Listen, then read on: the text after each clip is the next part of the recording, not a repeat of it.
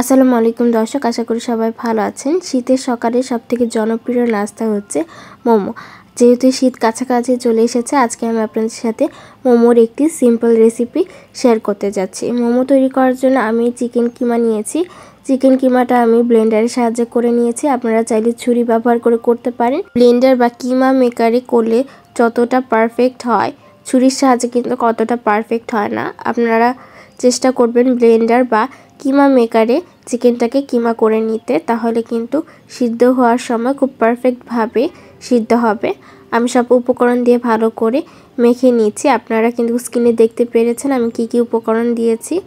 আপনারা চাইলে নতুন পেঁয়াজের কলি ব্যবহার করতে পারেন, সেক্ষেত্রে কিন্তু পেঁয়াজের পরিমাণটা কম দিতে হবে।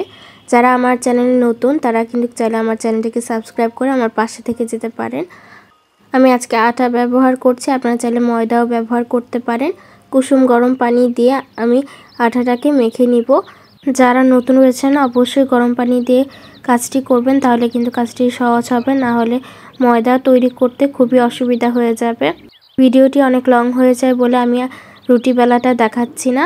মোমোর সাইজ যেন সবগুলোর একই রকম হয়, তাই আমি কুকি কাটারের সাহায্যে একটা বড় রুটি তৈরি করে কেটে নিয়েছি। আপনারা চাইলে এই প্রসেসটা ফলো করতে পারেন। আমি গোল করে বানিয়েছি আজকে, আপনারা চাইলে যে কোনো ডিজাইন করতে পারেন। চেষ্টা করবেন খুব পাতলা করে রুটি তৈরি করতে। পাতলা করে রুটি করলে কিন্তু একদম পারফেক্ট মোমোর টেস্ট পাবেন এবং সিদ্ধ করতেও কম সময় লাগবে।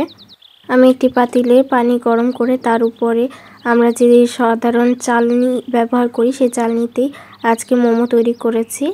আপনারা চাইলে রাইস কুকার বা স্টিমারে এই মোমোটা তৈরি করে নিতে পারেন।